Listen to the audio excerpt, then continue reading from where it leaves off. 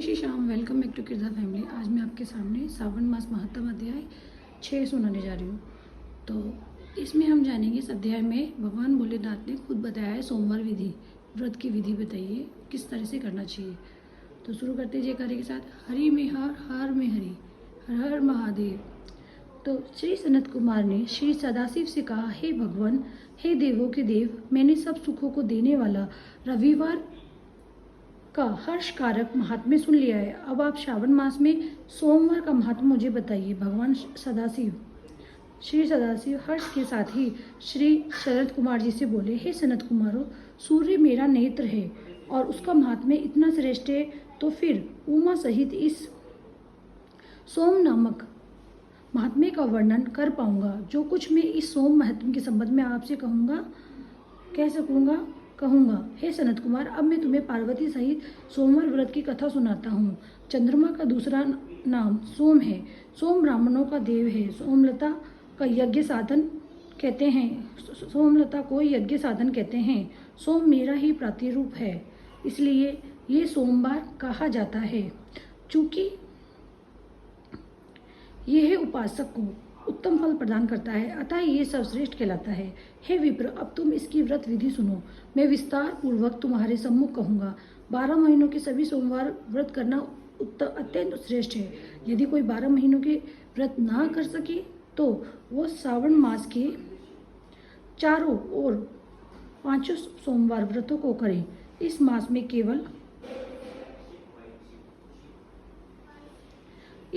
केवल सोमवार का व्रत करने से 1 वर्ष के सभी व्रतों के फल का भागी हो जाता है। मनुष्य को चाहिए कि वह श्रावण मास के प्रथम सोमवार को प्रातः काल सोमवार व्रत का संकल्प करे और कहे, हे देवाधिदेव महादेव, आपकी और पार्वती जी की कृपा से मैं श्रावण मास में आपकी प्रीति के लिए सभी सोमवार के व्रत विधिवत करूंगी। हे दीनानाथ, मुझ पर प्रसन्न होइए।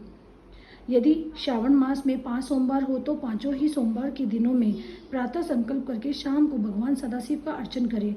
16 उपचारों से शाम काल में शिव जी की पूजा करें और एकाग्र चित्त होकर इस दिव्य कथा का श्रवण करें। हे सनत कुमार, इस सोमवार की कही जाने वाली विधि को अब मुझसे सुनिए। श्रावण मास के प्रथम सोमवार को इस श्रेष्ठ व्रत को प्रारंभ करें। मनुष्य को चाहिए कि अच्छी तरह स्नान करके पवित्र होकर श्वेत वस्त्र धारण कर ले और काम, क्रोध, अहंकार, द्वेष, निंदा आदि का त्याग कर के मालती, मल्लिका और आदि श्वेत पुष्पों को लाए। इनके अतिरिक्त अन्य विविध पुष्पों से तथा अभिषुपचारों के द्वारा ओम नमः शिवाय इस मूल मंत्र अथवा त्र्यंबकम मंत्र से शिवजी की पूजा करें और हाथ जोड़कर कहे, हे सर्वशक्तिमान महादेव भगवान, तुम भगवान भवनाशक हो। हे उग्रनाथ, भव शशिमौली, रुद्र, नीलकंठ, शिव भवहारी, मैं करबद्ध हो आपका ध्यान करती हूँ। इस प्रकार के मनोहारी वचनों से देवाधिदेव महादेव का स्मरण करें, उनका विधिवत पूजन करें और अपने सामर्थ्य अनुसार जो भी ये व्रत करता है उससे प्राप्त पुण्यफल इस प्रकार है। जो लोग सोमवार के दिन पार्वती सहित शिव की पूजा करते हैं वे पुनरावृत्ति से रहित अक्षय लोक प्राप्त करते हैं। हे सनत कुमार, इस मास में नक्त व्रत से जो पुण्य प्राप्त होता है उसे मैं संपेक्ष में कहता हूँ। देवताओं तथा दानवों से भी अभेद्य 7 जन्मों का अर्जित पाप नक्त भोजन से नष्ट हो जाता है, इसमें संदेह नहीं ये करना चाहिए। इससे करने से पुत्र की इच्छा रखने वाला मनुष्य पुत्र प्राप्त करता है तथा धन चाहने वाला धन प्राप्त करता है।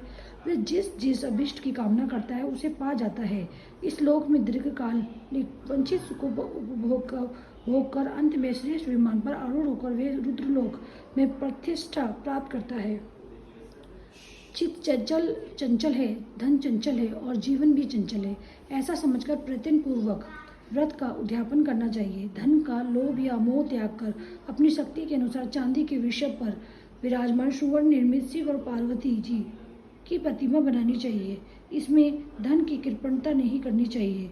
एक अति भव्य और सुंदर लिंग तौभद्र मंडल पर घट बनवाकर उस पर तांबे अथवा बांस का पात्र रखकर सबसे ऊपर शिव पार्वती की मूर्ति रखे। तत्पश्चात शास्त्र अनुसार शिव पार्वती की पूजा अर्चना करके फूलों का मंडल बनवाकर उस पर एक अत्यंत ही सुंदर चंदवा बांध दे। रात्रि जागरण करते हुए गीत नृत्य का आयोजन करें। अग्नि स्थापित करवाकर सर्वभवनाश आदि 11 नामों द्वारा हवन करवाना चाहिए। भक्त व्रीहितल आदि की मदद से अर्याय तथा मंत्र द्वारा बिल्व पत्र का अथवा षाडाक्षर मंत्र से हवन करें। पूर्णाहुति पूरी करके स्वीकृत तथा अन्य आहुतियां दें। आचार्य की भी पूजा करके उसे दक्षिणा के साथ गोदान करना चाहिए। 11 विद्वान ब्राह्मणों को भोजन कराकर उन्हें भी एक घड़ों के साथ बांस के पात्र दान स्वरूप देने चाहिए। पूजन के पश्चात देवी देवता पर चढ़ी सामग्री आचार्य को दान स्वरूप दे। पूजा करते हुए बोले मेरा व्रत सफल हो और मेरे व्रत से शिव प्रसन्न हो। उसके बाद बंधुओं के साथ हर्षपूर्वक भोजन करे। इसी विधान से जो मनुष्य इस व्रत को करता है वह जिस अभिलषित वस्तु की कामना करता है उसे प्राप्त कर लेता है और अंत में शिवलोक को प्राप्त होकर उस लोक में पूजित होता है। हे सनत कुमार, सर्वप्रथम श्री कृष्ण ने इस मंगलकारी सोमवार व्रत को किया था। श्रेष्ठ आस्तिक तथा धर्मपरायण राजाओं ने भी इस व्रत को किया था। जो इस व्रत का नित्य श्रवण करता है वे भी उस व्रत के करने का फल प्राप्त करता है। इस प्रकार से स्कंद पुराण के अंतर्गत ईश्वर सनत कुमार संवाद में श्रावण मास में महात्म्य सोमवार व्रत कथन नामक 6वां अध्याय संपूर्ण हुआ। हर हर महादेव।